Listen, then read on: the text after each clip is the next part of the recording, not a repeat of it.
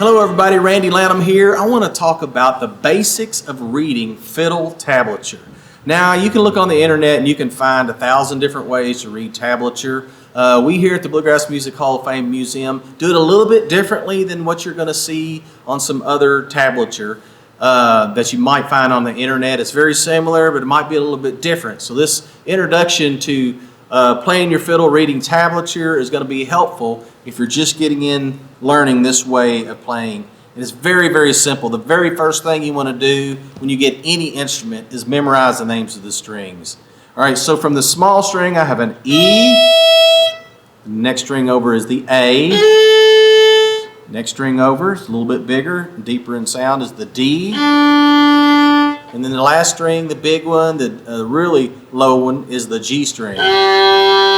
So I have E, A, D, and G. The first thing I tell all of my students, memorize the names of those 4 strings. Now when you first start out, you're mostly going to be playing on the E string and the A string. So if it's hard to memorize all 4, at least start with your E and A. That's the majority of your songs you're going to be learning to start will be on the E string and the A string. And then later on, maybe you can memorize that D and G. But basically, let's just start on the E string. It's a small one. It's the easy one. If I pull that bow across the string and I'm not touching it, I'm not pushing down to change the note, that is called an E open.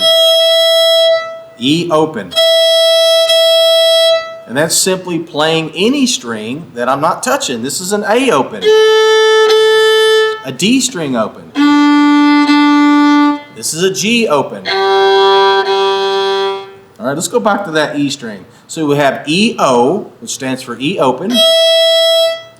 The E1 is what I'm actually going to do is I'm going to take my pointer finger for the 1. By the way, this is how we number our fingers. 1, 2, 3. And then later on, after you play for a while, you get 4. Get your pinky as 4. We're going to keep it simple right now. Just go 1, 2, 3. This is how we number our fingers. Very important. 1, 2, 3 for markers 1, 2, and 3.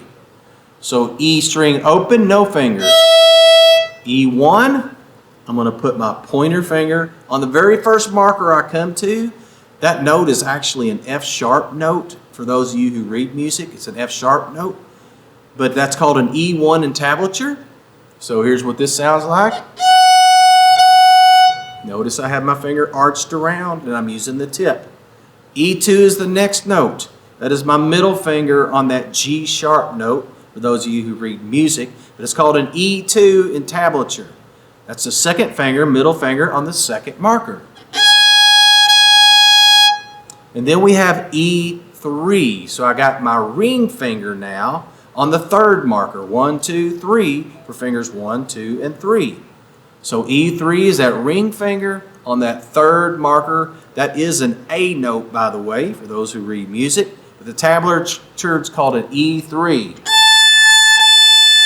So let's go through that again. We have E open, no touching the string. We have E1, pointer finger on that first marker. We have E2, middle finger on the second marker.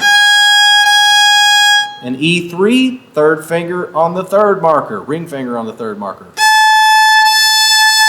Right? Now we can also do the exact same thing on the A string. So I have A string open. A1, pointer finger on that first marker. That's a B note, by the way. A2, which would be a C sharp. That's the middle finger on the second marker, A2. And then A3 would be the third finger, ring finger on the third marker, a D note, for those of you who want to know. So again, on the tablature, it's A open, A1, A2, A3. Now some people get this confused. They think if I'm playing, say, if I go from an A1 to an A2, they think they have to leave that 1 finger down. You do not have to do that.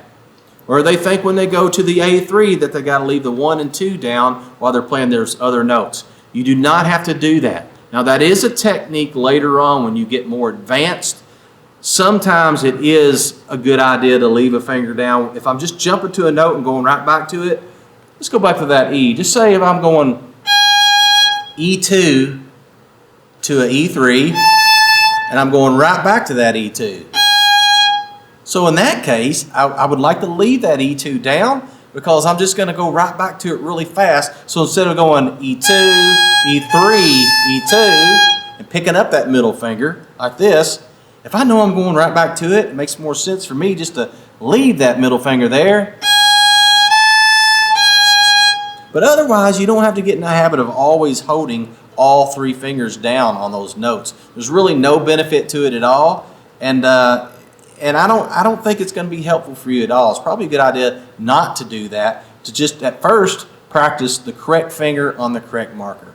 Now while we're at it, let's go ahead and talk about the D string. We got D open, D1, D2, D3, and the G string, G open, G1, G2, G3. So that is the basics of tablature. So we're going over that one more time. Let's do the E string. E open, E1, E2, E3, E2, E1, E open. It's a really good practice for you to do. Let's try that same thing on the A string. I'm just going open, 1, 2, 3, 2, 1, open. Very good practice for you to do to get used to the correct fingers playing on the correct markers. A open, A1, A2, A3, A2, A1, A open. Same thing on the D. We'll start with the open. Open, D1, D2, D3, D2, D1, D open. And the G. Open, G1, G2, G3, G2, G1, G open. Now, one other note I want to talk about before we get out of here, because it won't be long, even if you are a beginner, that you are going to be playing this note on occasion in songs.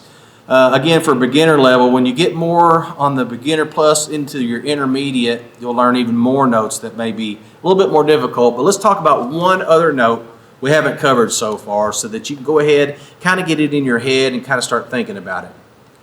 If you notice, if I look at the E string, between 1 and 2, there's what we call a hoe step. That's a big area there. It's almost an inch there. From like open to 1, that's a hoe step. You got all that area there. Between 1 and 2 is the one I'm going to talk about. Between 1 and 2, there's actually a note that we can play on all of these strings. Now, tablature, we're going to call that a 2 flat. And I'm going to move my second finger down in pitch away from me, and I'm going to put it right in the center between the 1 and 2 marker. So we have a regular E2. If I say 2 flat, or the 2 with the minus, it goes down in pitch. That note is actually a G note, but tablature, we call that an E2 flat or an E2 minus. You'll see the minus sign behind that 2. So we have open, 1, 2 flat, goes between 1 and 2, and then slide the same finger up, the middle finger, to play the 2. Let's go ahead to the A string and do the same thing. So it would be A2 flat. See? A2 flat is between the A1 and the A2, right in the center. Why do we call it a 2 flat and not a 1 sharp? Because you're using your second finger to play that note. I want to take that middle finger, A2 is here, A2 flat. If I'm flattening the note, minus, then I'm going down in pitch. I'm going to go down away from me. So when I come from the A2, see how it went da, da. So I'm flattening that note. I'm making it lower in pitch. So we call that an A2 flat, D2 flat, G2 flat. Mostly all you'll have to worry about as a beginner is figuring out your E2 flat and your A2 flat. For most of the songs you'll be learning at a beginner level, you will be using that note on occasion. So we have E open, E1, E2 flat, middle finger, slide middle finger up to 2, E2, and then E3. Let's do the same thing on the A. A open, A1, A2 flat with your middle finger, A2 with your middle finger, and A3. Obviously, you can do the same thing on the D string and G string as well. I hope that tablature makes sense to you, and have fun playing some music.